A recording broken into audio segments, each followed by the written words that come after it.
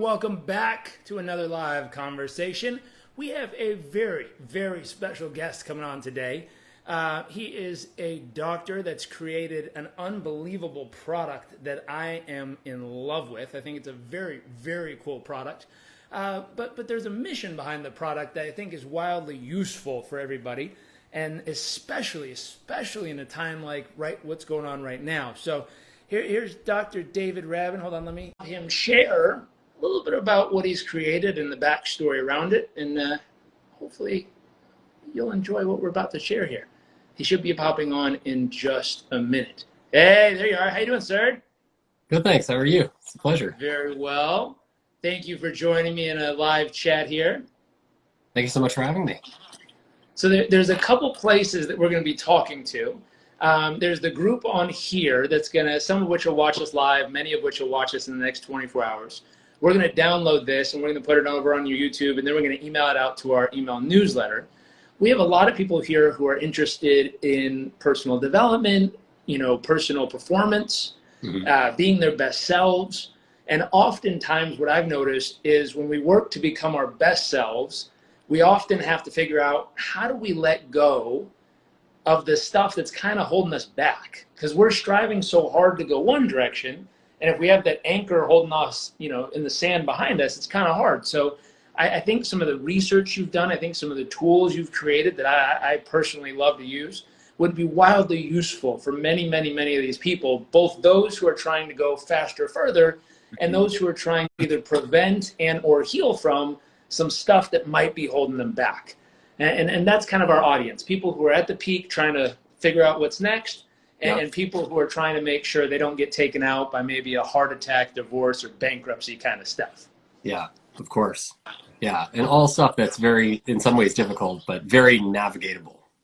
Yeah, and very common right now. And very so common. Yeah. I just saw kind of a heartbreaking message right before we hopped on. A good friend who's worked extremely hard, who's built an extremely amazing business, who has an incredible team around him. It looks like, I might have just read that this gentleman just got told he had cancer. And it's like, oh, what a thing. Like, life is good, health is good, family's good, business good, you're growing, and then you walk into an office one day and someone says, boom, you got it. Yeah. It's like, oh, and it brings everything to a screeching halt. And I think, in my experience, the tool, or the tools, I call it a tool, but the device you've created helps people through moments like that. It helps them to find their center. It helps them get back to their best self, and it helps them get to a place where they can manage going through that chaos they're about to have to walk through. But before we get into all that, if it's okay, can we rewind and tell everyone who you are, a little bit of your background, the research you've been doing, and some of the findings you've discovered? Absolutely. And thanks again for having me. I really appreciate it. This is couldn't be a better time to have this kind of conversation for the public.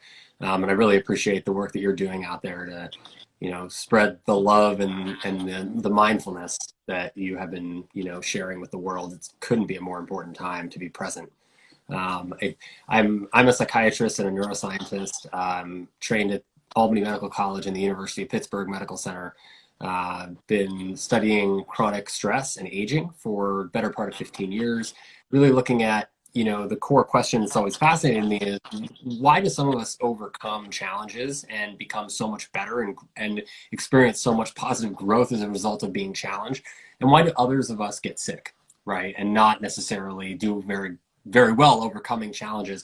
And it's a complicated question. There's a lot of different answers for different people, but there are some general patterns that we see. And as doctors, one of our primary expertise is pattern recognition. And one of the things that we've seen in our research is that there are certain things in our lives that tend to increase our sense of stress, increase our sense of inflammation in the body. And when I say stress, I mean stress from mind and body. So emotional stress, physical stress, mental stress, financial stress. Our bodies don't actually know the difference. So when you look at the body and how the body responds to these stressors, responding to, for example, running from a lion in the jungle versus running from your taxes or running from traffic, right? Our bodies don't exactly know the difference. So the Well, response hold in our on. body, Taxes and a lion might be just as deadly. Depends on where you live. well, right. And because of that association in our minds of the scariness of those kinds of things, even though the taxes are not generally a survival threat, you can get on a payment plan, worst case scenario, and get through it. It's not the end of the world, life-wise. Our bodies don't exactly know the difference. And so the sympathetic fight or flight nervous system, which I think many of your audience is very familiar with, gets triggered by this perceived threat the same way that it's triggered by actual threat, and it sets that system off in a way that takes precious resources away from our recovery system. And so this is research that some of which I've done, but much of which has been done since the 1950s, and even earlier, looking at how we balance our response to stress and resilience and how we overcome and adapt because adaptation, when you look at it, you talk about this a lot, and adaptation is our best human strength. And you think about why we are where we are in society, in the world, we are here because we've figured out how to work together and work with ourselves to overcome any challenge that we face. So when we really prioritize adaptation as our skill set, then we go from a standpoint of the colleague you mentioned or friend you mentioned earlier who just received his diagnosis of cancer, where you could receive a diagnosis like that after working that hard and say, oh my God, my life has just ground to a halt, right?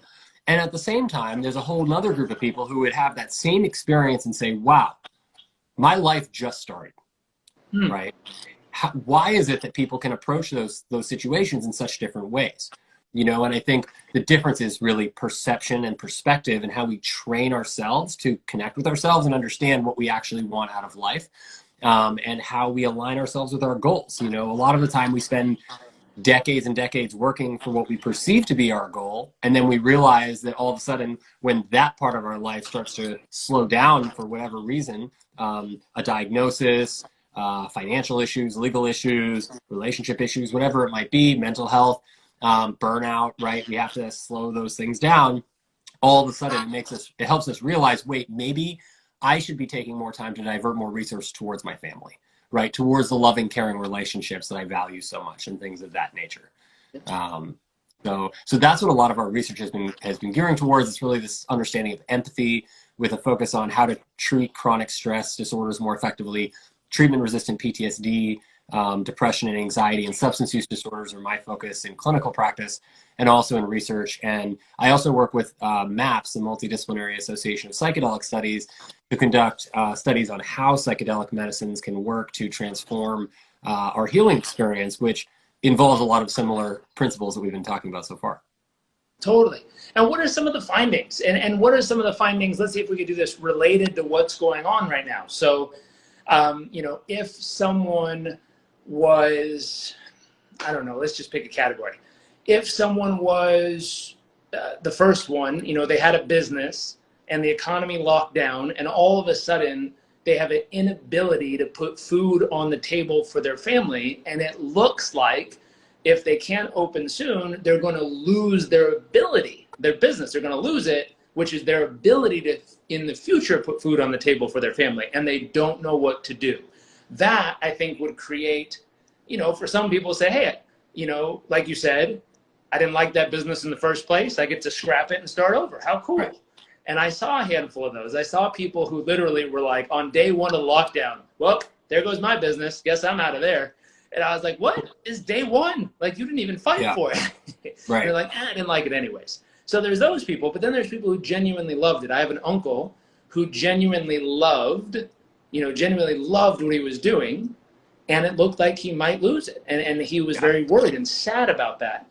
And oftentimes, based on some of the things you mentioned, that would cause people in society, we saw an uptick of people buying more alcohol, doing more drugs, and not the kind to try to heal themselves. Like, they're doing drugs to try to get themselves out of their current reality. Right.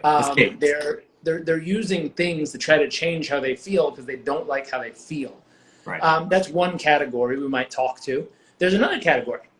There's a category of people. I'm not super brown and not super white. And although my family's lived through a lot of racism throughout the years. My great-grandfather bought a house in a traditionally white part of town back in the day. They told him not to, and he wasn't supposed to. He bought it anyways, and the next day they burn it down. Wow. And I was like, oh, damn. Well, there's that. And that there's layers of that throughout my mom's side of the family history. And so there's also this experience where with the racial stuff going on around the world, there's a chronic stress that exists there. There's a little bit of stress and sometimes a lot of bit of stress following someone around all day in their life, you know? And I have family who are police. I have friends who are police. And I have friends who still, even if it was my uncle pulling them over, would have an instant bout of stress in their nervous system if that cop car pulled behind them because of their experience and perception of what's there. Right. And so when those things, and those are very potent topics right now, so I'm going to tread lightly on deep opinions of these things, but what I'm going to ask for is, what can they do? Like, what's available? What are some of the patterns you've seen when you've studied prolonged stress? And what are some of the things that might be available, including Apollo, including what you've created, that can actually assist them, that can help their nervous system find the centeredness in those moments, that can help maybe their perception find something in there that helps them get through it without having the chaos in their nervous system, or might lessen it dramatically for them. Are those things available in what you've been finding? Absolutely. And I think they've been available for a long time to us, but we haven't necessarily been taught how to use those tools. But I think I'm really glad you asked that question. And I think this is something so important to talk about right now. And I think the first place to start is that it's not your fault that you're stressed out. And it's not your fault that you're feeling the way you're feeling right now. And it's not something to be ashamed of. And that goes for all of us. I am a small business owner myself, and my small business was just getting started right around the time that this happened. And we got lots of input from lots of different people saying, fire everyone and shut your doors, keep everyone and keep going, right? Apply for loans, do this, do that. And every single time we sat down to try to take control over the uncertainty that was enveloping us, right? That trying to take control of your uncertainty is one of the single biggest drivers of anxiety. So what people often don't recognize is that we talk about anxiety like it's always a bad thing, but it's actually a signal that something is amiss in our environment. Low mood, feeling sad, also something is amiss in our environment. It's not the way that we anticipated it would be. It's not necessarily in line with our expectations. Not that it's good to have expectations, but it's always better not to have expectations, just hope for the best. But ultimately, that anxiety is a signal that something's off. And it's usually really triggered by uncertainty. So the thing about uncertainty is the way to combat the feelings of anxiety associated with not being certain is to focus our attention on things that we can be certain about. Right? If we only have so much attention every day. So if we spend our precious attention, focused attention time on things we can't actually control, they're outside of our control, locus of control, then we're engaging in activity which is considered to be futile, which means you're trying and trying and trying, and you're continually not getting positive results back because you're basically pushing the boulder up the hill only to find there's more hill. Right? Just like Sisyphus. And so that's sort of what that metaphor is really trying to describe to us. And what's really interesting is that metaphor is thousands of years old, right? It's not new. So what we're really trying to do with people and educate people to do, which is something that I think is interesting because it's free and it's something that everyone can do on their own, is redirect our attention to things that actually deserve it. So there's two techniques that I use that I think are really powerful for my patients that are based in well-founded neuroscience. One of them comes from cognitive behavioral therapy, which is it's called the "Is it true? Is it useful?" test. So many of you have probably heard of this, but this might be framed in a different way. So we can control our thoughts, for instance. So one of the ways we control our thoughts is we make sure that every thought we have goes through the test. Is it true? Is it useful? So that means that we respect our thoughts and our attention enough and we value our attention and our time enough that for us to devote precious attention time to a thought, it has to be not only true to us in that moment, but it also has to be useful in that moment. If it's not both true and useful in that moment, it's not deserving of our attention in that moment, and we can let it go and think about something and save that attention time for something else that does pass the test. So it's really just about a self-respect test. And that's sort of the first test that we use in cognitive behavioral therapy, which has some of the best results from any of the cognitive tools I've seen. And the second most powerful tool that we use is gratitude, which also is something that I know you focus on quite a bit. And gratitude is incredible because gratitude is not something that takes time out of other things during your day. It's something that you can just add on to everything during your day. So first thing in the morning, you wake up, you could just as easily say, wow, I am so upset to be awake today. And then you could just as easily replace that with, I am so grateful for the opportunity to be awake for another day, right? To be able to have another chance at another day. We don't know what that day is going to hold. We don't know what surprises are going to come, positive or negative. Trauma by nature is surprising to us. We don't necessarily know when it's coming or how to predict it. The only thing that we can do is control whether or not we give each other support afterwards, right? And how prepared we are going into it. You can't always know when it's coming. And that's the same for everyone across the whole human experience. Tragedy can come in many forms. We were just talking about that, right? But the reality of it is, if we don't embrace that tragedy and embrace that challenge as an opportunity for growth, and look at it only as something to be ashamed of or guilty of, or look at it in a negative way as a negative reflection of our past, then it has a tendency to dictate how our future goes. So the way to feel more in control and minimize an anxiety in situations that are really stressful, like the one you described, is to really be grateful for the breath, grateful for the opportunity to be with what we have with our families and to have what we have, and to really be grounded and present in the moment. Bringing ourselves back to the present moment through gratitude, through breath, all of these things sort of recenter us back into our bodies, which allows us not to necessarily instantly find the answer to our problems, but it allows us to feel balanced enough in our bodies and in our minds and emotionally to be able to take some time to reconsider that there might be other opportunities here for us.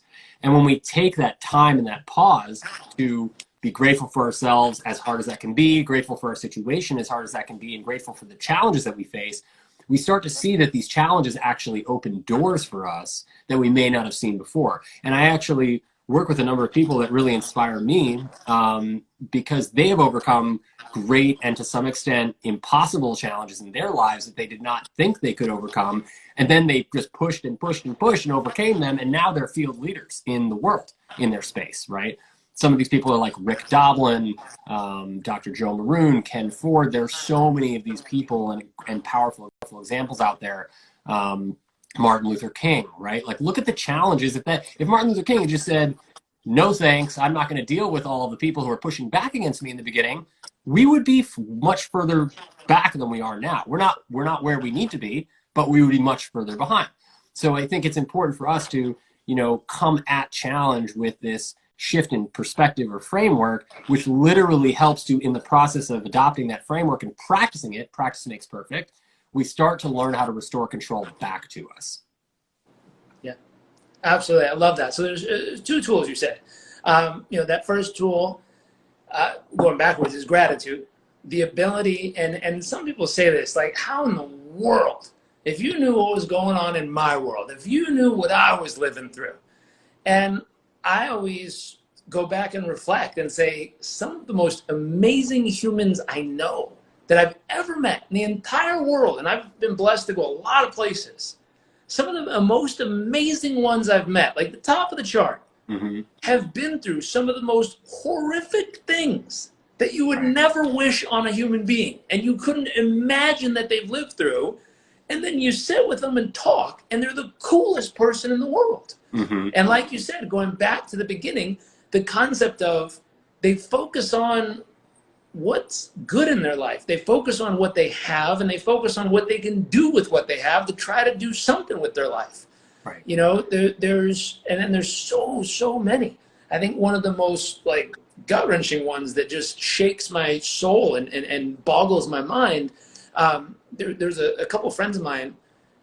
When the Rwandan genocide went on, they crossed paths with this young girl who was like 13, 14 years old, who her village literally got just ransacked and everyone was murdered like by machete.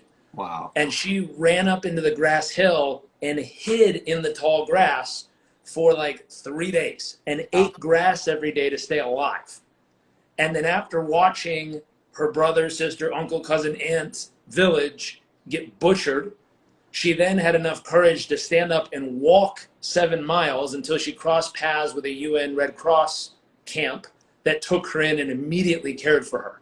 Right. Now, if I were to stop the story there, my perception is, man, PTSD, anger issues, depression, frustration, hatred, like you could just pile on any of these things and pretty much any human on earth will go, yeah, I could understand that. I mean, after living through that, I'd be pissed too. I would hate those people too. I would be waking up with nightmares every night too. And it's like you could stack on anything that you believe that could happen. And what happened was amazing. She had these things. They occurred, which is totally part of the process. Like that, I mean, you live through watching your family get murdered like that. It's going to be in your nervous system to an extent. Yeah. But you fast forward, she crossed paths with a friend of mine, and they were focused on what is it called? The tapping solution, EFT. Oh, yeah. Like physiological release and helping release those traumas and pains. And then they use that tool. It's one tool. And they used it with her. And she was able to release it using that tool. And I was like, oh. And my belief is all tools work some of the time. And I have not found one tool that works every time, everywhere, no matter what. But I believe all tools. So I think of all these things as like a tool belt. And let's find out which one will help here. Like you said, and here's the most useful, consistently useful tool. And so they used that with her. It worked. It helped her heal. It helped her become whole and find her wholeness that did exist. She was never not whole. It just helped her remember her wholeness and bring that back to life. And all of a sudden, she decided to dedicate her life to going around the world, finding young people who've lived through traumatic events and help them heal. And you stop and go, whoa, wow, like that's remarkable. That's incredible. For someone who lived through that to then choose a path to assist and guide others. And she's not trying to be their hero. She's certainly not trying to be their freaking guru. She's not trying to be their leader or whatever other word you throw on there. She's trying to be a guide. This is, hey, I've been kicked down a real difficult path in my life. Someone helped kind of guide me back and pointed the flashlight in the right direction and showed me which way to walk. It helped. And I'm just coming back here with a flashlight to say, hey, if anyone else got kicked down this path, I can show you which way helped me. And hopefully it might help you too. And what's beautiful about that is it's that person who, and you know, when you talk to someone like that, she has immense gratitude for every day. She looks at her life now and goes, you know what? As horrific as all of that was, I don't know if I'd get to experience all this amazing life that exists now if I never lived through that. That was horrible. That sucked. I wish that on nobody, and I wish it never happened. And it positioned me and pushed me into this new life that I have now and gave me this experience that has created so many stories to make such a lasting difference in so many people's lives that brought so much more meaning and purpose and joy and beauty into her life in the process. It's unbelievable. Yeah. And the crazy part is I wish I could say that's unique. But it's the most beautiful pattern I've ever seen exist in the world. People who've lived through chaos and have turned around and helped guide other people through it once they found the other side. It's like Tupac said, right? It's like the rose that grew from concrete. That's right. Right. And I think we see that. I think one of, along similar lines, such a beautiful story that you told about this person and their overcoming challenge and it's shaping their lives. And I think in a lot of ways, it really tells the story of gratitude and the power of gratitude, because in a lot of ways, what gets us through these incredibly challenging times more than anything else is the gratitude for being able to wake up to another day and to know that we don't know what that day holds for us, right? That this day could hold miracles for us. It could hold wonders for us. It could hold things that we manifest in our lives, like our hopes and dreams. And we just don't know unless we're willing to put the effort in to find out, right? It's like no one ever found buried treasure who didn't believe that there was buried treasure to be found. And that's the same thing that goes for within us. Some of the most inspiring people for me along the same lines as what you were just talking about are talking to Holocaust survivors. And one good close neighbor of ours, when we lived in Pittsburgh, Pennsylvania, full time, he lived in the Lithuanian forest for 3 years after his entire family was murdered and put in concentration camps. And he lived in the forest for 3 years in the ice cold during the winters and survived after eating like animals and roots and berries. And there were a whole contingent of people out there living in this forest who were all Jewish people escaping the Nazis, and they didn't even know that each other were necessarily there. They were so isolated. And finally, after 3 years, about half of them survived, and they were rescued by the Russians and some of the Americans. And it was just incredible to hear the story that when you asked this man, you know, what got you through, it was that he knew somewhere deep down in his heart. And I bring this up also because someone mentioned something about, you know, seeking or connecting to higher intelligence to get us through. The interesting about this is it's not higher intelligence, it's inner intelligence, right? So maybe our inner intelligence is also higher intelligence, higher than our cognitive intelligence. But what it is it's an intelligence that goes deep down into our DNA, into our epigenetic code that, you know, started with the work of Jairek Kandel in 2000 and expanded out, who won the Nobel Prize for discovering how we learn and remember, and was expounded on by a number of other incredible scientists over the last 30 years, really showing that without a doubt, we now have strong evidence that not only do we increase these neural connections when we learn and remember things like trauma or like positive experiences, both are involved in strengthening neural connections, but they also affect our coding on our DNA that affects which genes are expressed and how, which if we don't process our own trauma, if we don't overcome the negative experiences for ourselves, we actually can pass them down to our offspring and to our ancestors through what we call the intergenerational inheritance of trauma. Which is fascinating. And it's important for us to know this because it means that we can break the cycle effectively. We can, by processing and working on these things that happen to us, by really, the simplest way to think about it is by providing support, loving, caring support to each other after we have had negative experiences, or even, you know, long after, just providing that meaningful, loving, empathic, and listening support. This is shifting the way that our neurons are talking to each other, which is changing the way that we perceive past experiences that might have been negative or traumatizing that shift our sense of self. And so tying it all back to what we were talking about before, those negative experiences over and over and over again that force us to ask, why me? Or that force us to ask, or I shouldn't say force, but encourage us to ask, why me? Encourage us to ask, what's wrong with me that these bad things happen to me, right? These kinds of self-deprecating, self-critical questions that don't have a lot of compassion in the tone.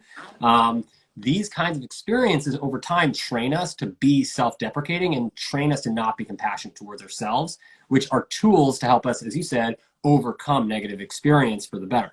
And so what we can do through the knowledge of what Jairek Kandel has shared with us and many others is we can understand that if we practice positive coping techniques like gratitude is a skill. It's just like going to the gym and pumping iron, but you're pumping your emotional brain up, which allows us to strengthen the neural connections between things we experience in our lives like challenge and feeling grateful in a positive way for those challenges, because we know with every challenge comes at us an opportunity for self-exploration, for self-healing, and for overcoming some of the difficulties we might have forgotten are there, or some of the things that are holding us back.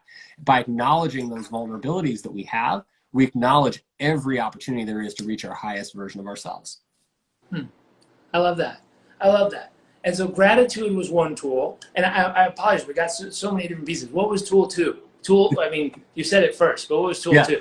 So the other tool is a cognitive behavioral therapy tool, which is it true? Is it useful? So we ask ourselves every time we have a thought that comes into our mind, it has to pass anytime, it has to pass the is it true, is it useful test. If it's true and useful, it's deserving of our attention and our time.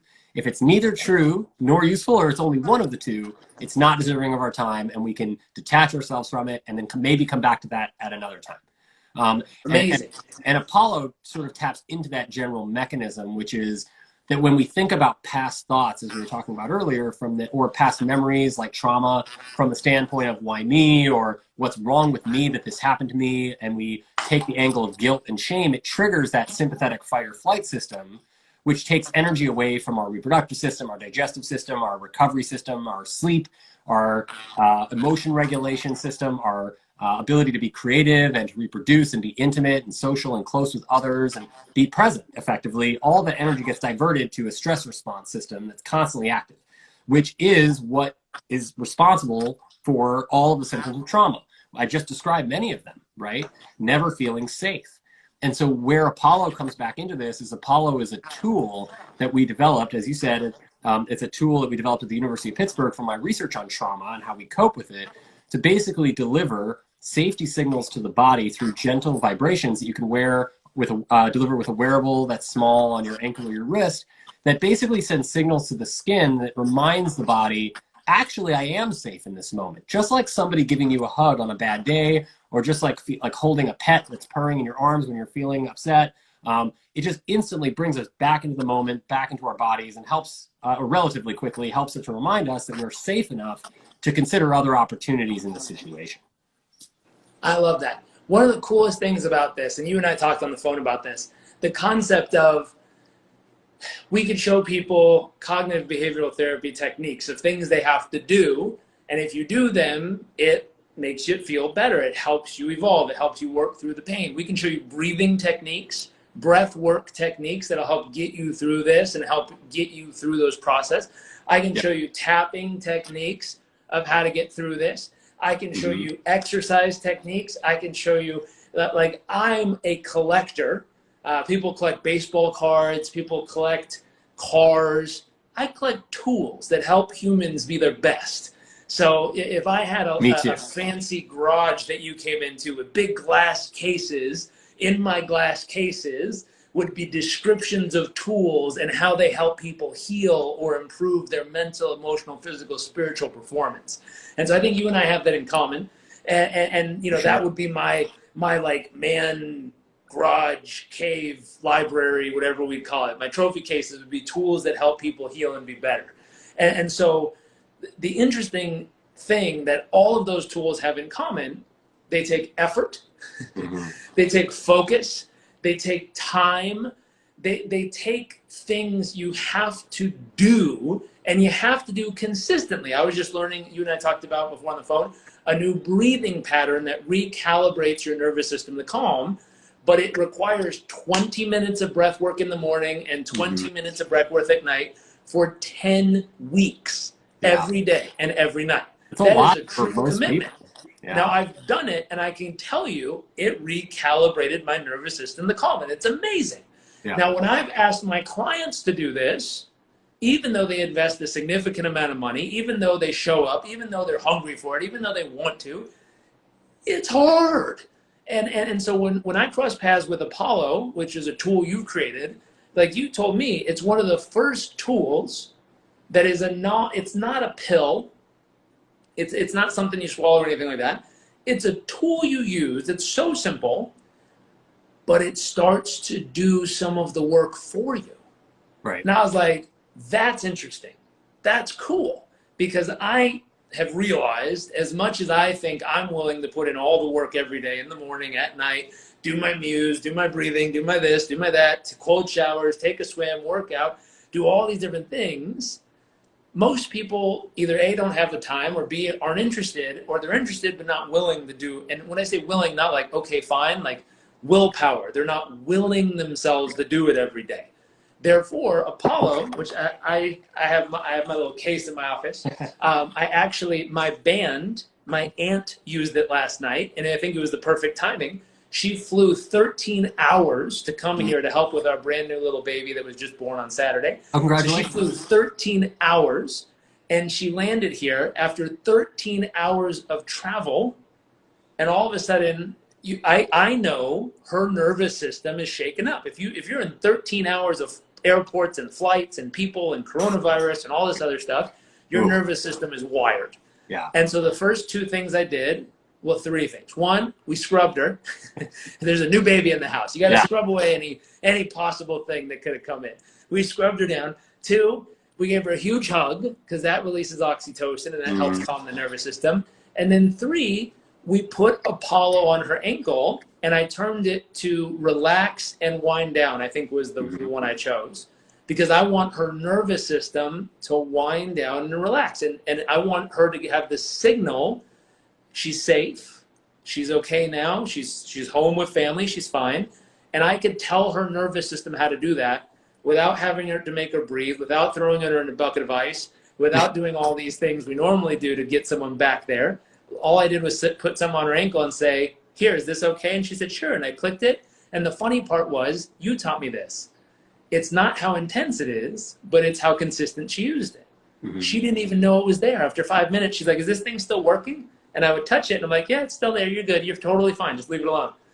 And what's interesting, she was so calm last night. It was beautiful. But I'm speaking of the experience here. But tell people, what is Apollo? How did you come up with it? Yeah, that's I think you described the experience very well. You know, I think that part of the way we came up with it is because people who have, you know, and so Apollo, just to start, is a wearable technology. We developed out of my research at the University of Pittsburgh. It helps to balance the autonomic nervous system, similar to deep breathing and meditation and mindfulness or soothing touch. It is about the size of a Whoop or an old Apple Watch. It has no screen, but it has 2 buttons. You can use it without the phone because we wanted people to be independent of their mobile devices. And, you know, it has airplane mode, so you can turn off EMF transmission if needed. And the idea being that it delivers these gentle, soothing vibrations that we developed at the University of Pittsburgh through studies of the neuroscience of music and the neuroscience of trauma to understand, you know, what evolutionary pathways are there that help people to recover from stress. So you talked about a couple of them just now, in addition to Apollo, right? So one of them is giving people a hug. And taking like a warm bath or something like that is a nice example too. Both of these. Well, warm bath was much more friendly than me throwing her in the ice tank in the backyard. Yeah. So. Right. But the hug is probably the most important of all of those because traditionally, when we look back, you know, not just, you know, again, we as humans tend to have a short historical memory, but when we look back, you know, thousands of years, tens of thousands of years, even millions of years, and we look at how animals, traditionally mammals, have conveyed safety to one another in different situations where there's threat around. We see that evolutionarily, and a lot of this incredible work was done by a neuroscientist known as Bud Craig, A.D. Craig. If you get a chance to check him out, I highly recommend it. And he's written some incredible reviews on the emotional landscape of the nervous system, starting with great apes and monkeys. And what he showed was that there is a hardwired part of our brains that goes all the way back to monkeys that is responsible for empathy, feeling others, introspection, looking inside ourselves, and also interoception, what we call feeling our bodies. And when I say hardwired, what I mean is that these are literally hardwired pathways from our sensory organs, like our ears and our eyes and our skin, that go directly to our emotional cortex of our brains that are present in virtually every human and every mammal on the face of the earth. So the fact that these pathways are present means that when somebody says, I do not have the capacity for empathy, what it says is that they haven't learned empathy. Or I do not have the capacity to look inside myself. Well, what that says is you've never learned the tools or how to use the tools to access that looking inside yourself, interoception, feeling your body. Doesn't mean you can't do it. It just means you haven't learned to do it. And so what I realized was, interestingly enough, that as I was seeing more and more patients with PTSD, particularly in substance use disorders, is that I was hearing more and more reports like this, where people would say, I can't do that. I don't have that ability. I don't, you know, and so we would start to talk and I would start to demonstrate to them just through one-on-one conversation that clearly they have that ability. And they could start to just, you know, bring that out in little ways during our therapy sessions. And what I realized is that ultimately in the office, this was something that was very doable with them. But when they left the office and they're surrounded by all their triggers and all of the craziness of their regular lives that are sort of, you know, more out of control, not in control in my office, they often relapsed and started to fall back into these old patterns. Interestingly, what we found was that there's a wealth of literature that strongly supports the understanding of fear, and the sympathetic fight or flight response actually inhibits change itself, right? So when you think about what you just said, which is breath work, works incredibly well to balance the nervous system, does require effort. Meditation, same thing. Mindfulness, same thing. ice baths, yoga, massage, all of these things, incredibly powerful techniques. They require effort. Psychotherapy, same thing. However, the reason why it's so hard to engage in those activities when we're stressed out is because stress itself over time impairs our ability to accept change and flow with change. And so the change part itself was the part that we sought out to target. And I saw this in my PTSD patients who all had a measure of their nervous systems that we could track, which is called heart rate variability, or the rate of change of the heartbeat over time, which has actually now become one of the best predictors of our body's response to stress and our recovery from stress. So we thought, well, if this is the case and all these people with PTSD have low heart rate variability, and low heart rate variability means they're less likely to recover statistically from their PTSD, then what boosts heart rate variability? Soothing touch, breath work, biofeedback, ice baths can potentially do it, float tanks, right? All massage, yoga, all of these things practiced can do that. Why? Because they boost activity in that parasympathetic recovery response, safety response nervous system. So we thought, well, if that's the case, could we take what we know about music and what we know about the touch system and create a technology that we could put on the body that someone could wear and not require a doctor or help assistance? That they could be something that they could use on their own that would be simple enough that would empower them to change themselves, right? If you realize that you can feel safe, you can make yourself feel safe in a situation that used to be threatening, for example, returning home after an incredibly long trip, in times of pandemic, right? So this sets off a lot of threatening signals in our body. So as soon as we're reminded that we can make ourselves calm and feel safe because that situation of threat is over, then it automatically restores a powerful sense of agency that allows us to start to shift little things in our lives, which then helps us to create positive feedback loops to shift much bigger things in our lives. I love that. I love that. And that's something I've become, so the HRV, the heart rate variability piece, is something I've become fond of and excited about, and it's something I've started using daily myself and with our clients. And, you know, I've had an experience of this, and I'll show you exactly, just for people watching, where this tool becomes one of my favorites. We had our brand new baby on Saturday. And so the thing you learn quickly is they need to feed every 2 to 3 hours consistently. Which means our 7.5 to 8 hours of high quality sleep with 20% REM and 20% deep that we've perfected over years is gone. Yeah. At least for a short period of time, and at least for a few months. And so what's interesting is over the last few nights, he's done amazing in sleeping in his little 3-hour windows at night. My wife and I have been doing this. And so when we wake up, even though all my trackers say that total sleep time, minus out little wake pieces for feeding and changing, I got 7.5 hours of sleep. I'm like, amazing, I did it. Yeah. My heart rate variability comes back and says, you know, instead of being 70 or 80 or 100, it's like 22. Yeah. Which means, for those of you watching, even though my body slept, my nervous system got wrecked. Yeah, and I'm like, oh, that's not the end of the world if it happens a couple nights in a row or a few months. It's repairable, but it's certainly not something you want to see consistently. Now, what's interesting, my excuse is I've got a little human to care for.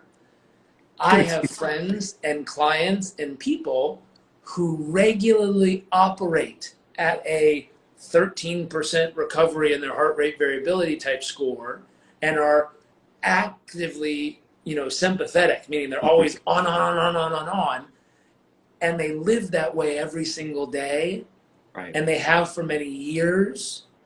And I can't say this is the source of ailment in the body, but I can guarantee it starts to break it down rapidly over time. Yeah, without a doubt. And this is where, when I watch those things and they don't have a reason, and having a reason doesn't make it good either. But when they don't even have a reason, that's just how they live. Yeah. And it's like there's certain things you can start to predict because that's become their normal way of living, and they don't even know any different nervous system wise. Right. And so this tool, like you said, is one of my favorites, because trying to convince that person to, and let me paint a little bit more clearer of a picture. They're highly successful. They have multiple companies. They usually have a family. They might have 0 to 3 kids.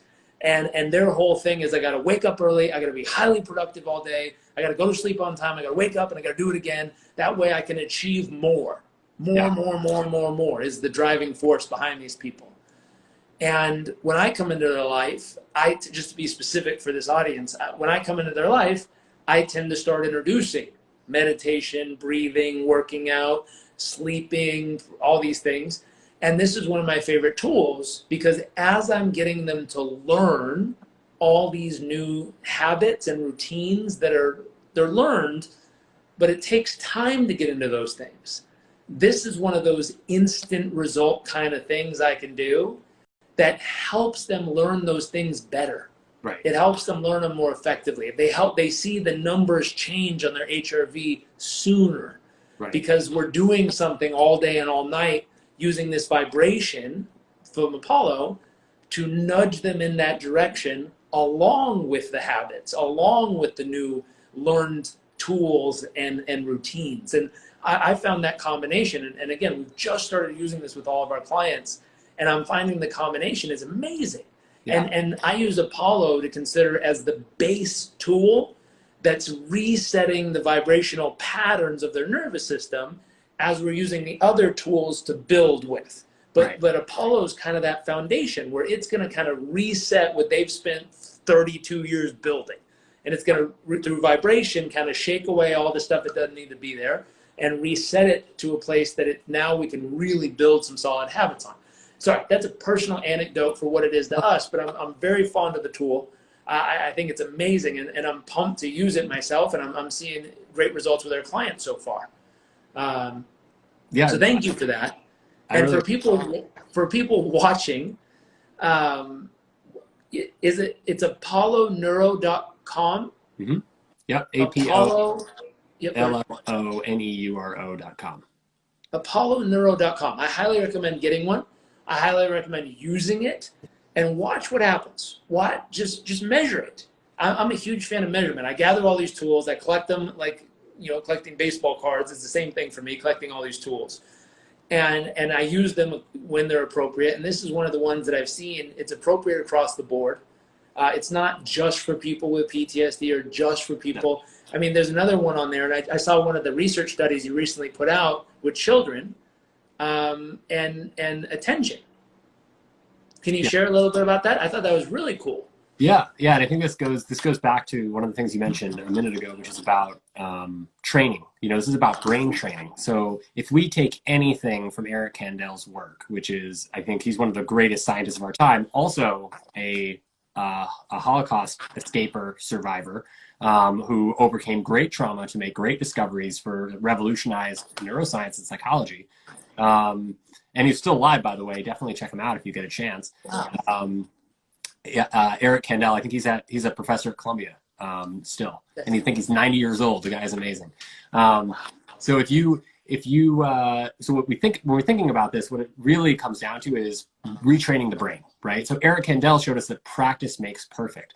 If we practice being stressed out, if we practice having our bodies in a threatened or stressed out sympathetic state more of the time, as you were saying, some people exist in the state every day. They don't know any different. That's what they were taught.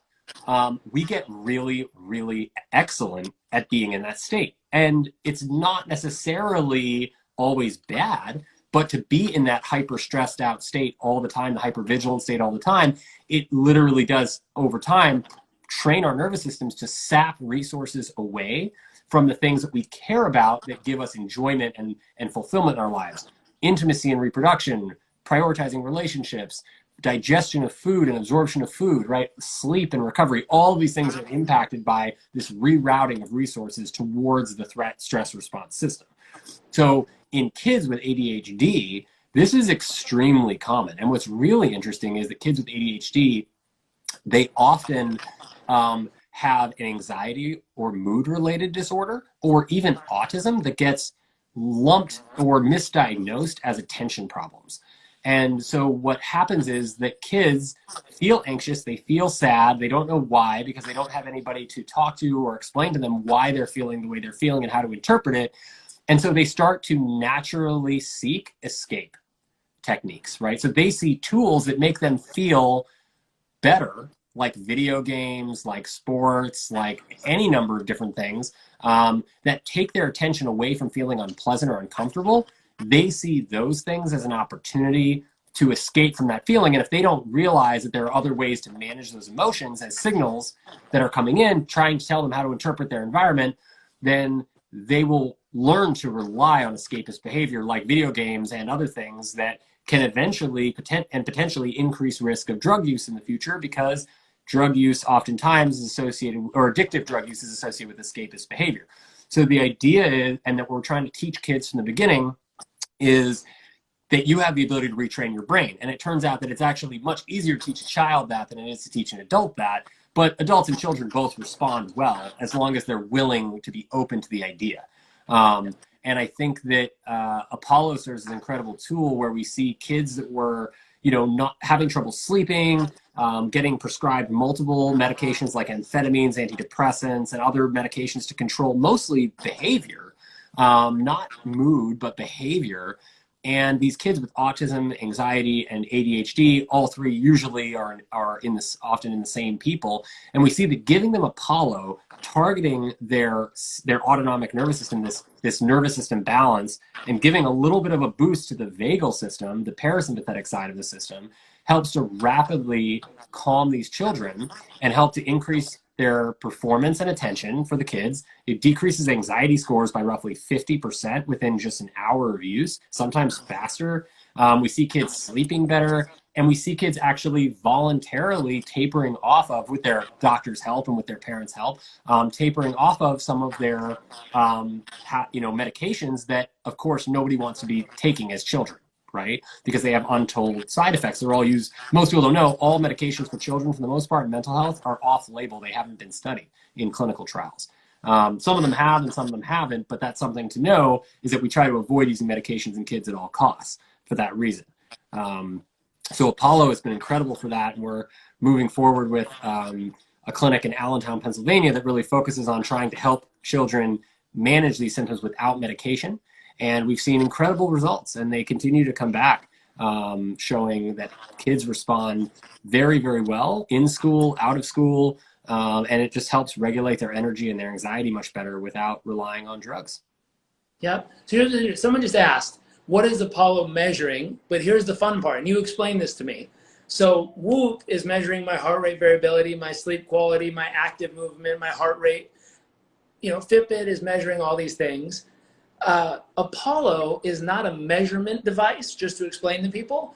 Apollo is a wearable device that through vibrational patterns speaks to your nervous system and tells your body it's safe and okay to relax. That's right. It's amazing.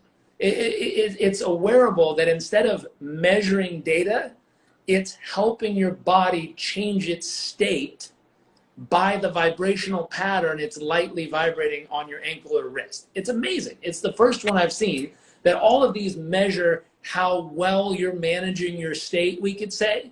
This one helps actually change your state without needing to do anything else except for put it on and press a button.